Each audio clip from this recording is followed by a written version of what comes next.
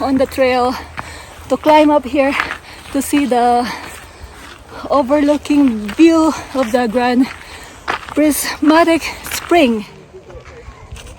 Grand Prismatic.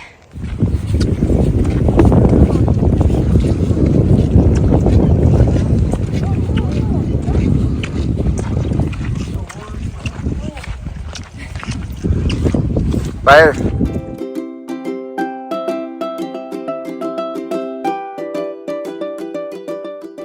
Entering Yellowstone South Entrance.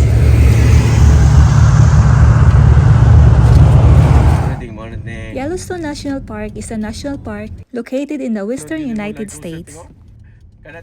It became the world's first national park in 1872 for all to enjoy the unique hydrothermal and geologic features. Yellowstone General Stores.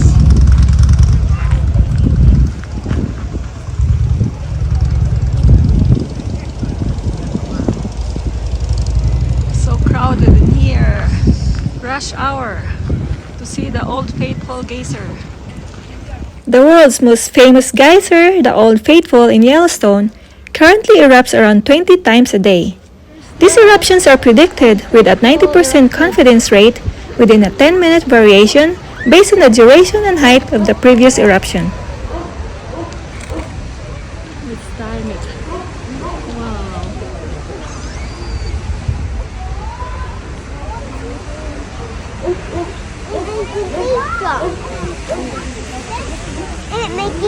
Wow.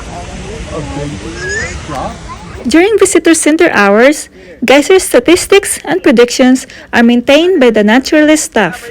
This is done by good old-fashioned observation, timing with a stopwatch, and writing in a logbook. Visitors can then check for posted prediction times in most buildings in the Old Faithful area and on the webcam webpage.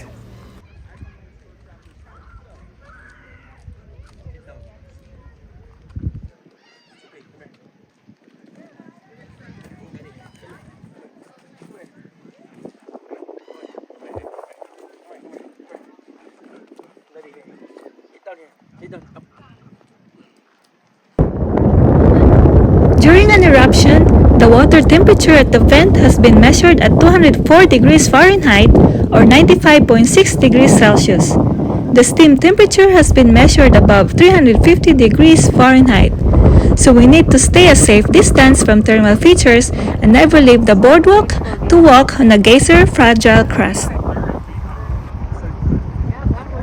You can see all the people, the crowds. It's so busy right now.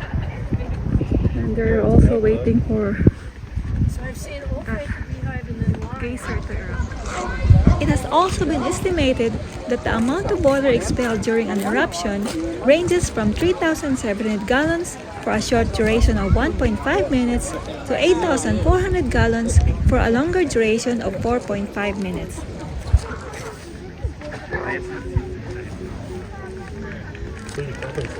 The geyser doesn't All the people here.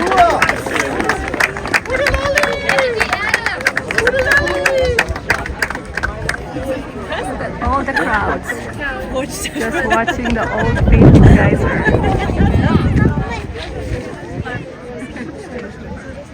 We just saw the Old Faithful Geyser erupted. It's an awesome experience. And look at all the crowds. Next up is the Grand Prismatic Spring here in Yellowstone National Park. To get an overlooking view of the Grand Prismatic Spring, we drove around 10 to 15 minutes from the Old Faithful to the Fairy Falls trailhead. The trail gradually climbs 105 feet over 0.6 miles from the Fairy Falls trailhead to a view looking down on the Grand Prismatic Spring and the Midway Geyser Basin. The colorful one, the colorful. The trail is not really a hard climb and not too steep, but we were out of breath.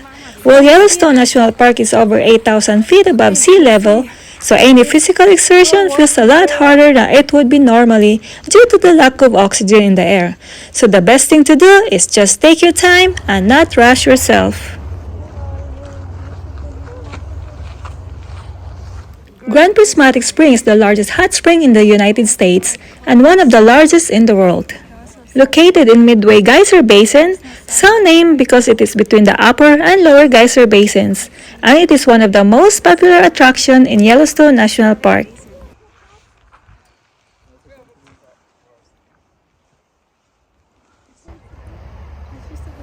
The actual diameter of Grand Prismatic Spring at its widest point is said to be 370 feet, which is longer than an American football field.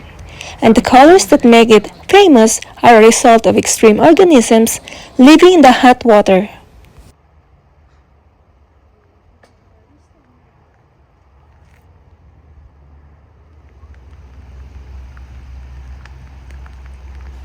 Going back to that Grand Loop Road for our next stop, the Midway Geyser Basin. The Midway Geyser Basin, also called the Half Acre by the British writer Kipling. The main attraction in this easy loop, about 0.8-mile boardwalk, is to get a closer look of the rainbow color of the Grand Prismatic Spring. The easy loop also passes Excelsior Geyser, and unlike other pools, this geyser is lined by a short jagged cliffs that hint at a violent past. There's no sun, so you can't really see. At one time, this was the largest geyser on Earth. Then in the 1800s, this geyser exploded to 300 feet high, creating its rugged crater. The last eruption occurred in 1985 with 47 hours of major activity and reaching its blast to 80 feet high. Today, this steaming bright blue pool is essentially a hot spring.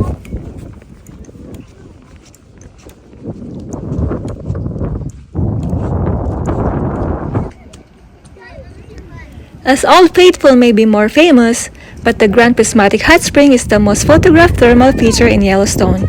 That's because of its crazy bright colors and enormous size. The colors that make the Grand Prismatic famous are results of extreme organisms living in the hot water.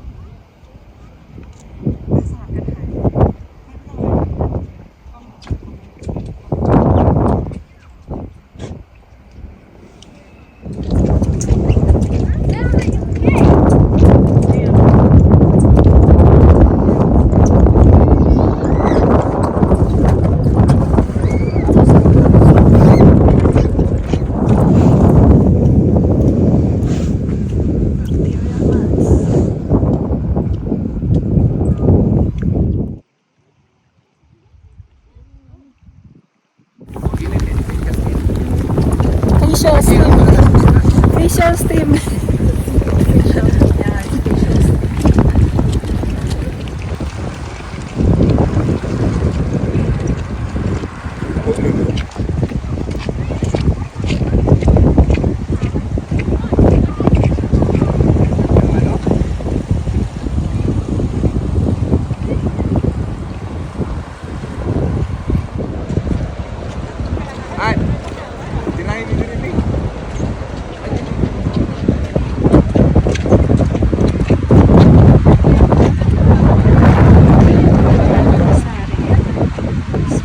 Unfortunately, it was so cloudy and the wind is blowing constantly on the steam around us, making it difficult to get the colorful view of the Grand Prismatic Spring and the other hot springs.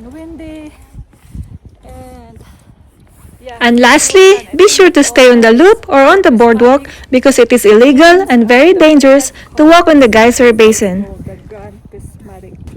Right, Kuya? Bye! Bye! See Thank you. you for watching. Tomorrow. Hope you enjoy my video. This is Anna of Anna Third here at the Yellowstone National Park. America's first national park. Thank you for watching. Bye!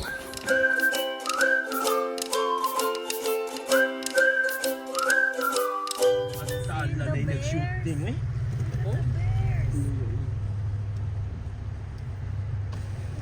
Sorry, usba. Sorry.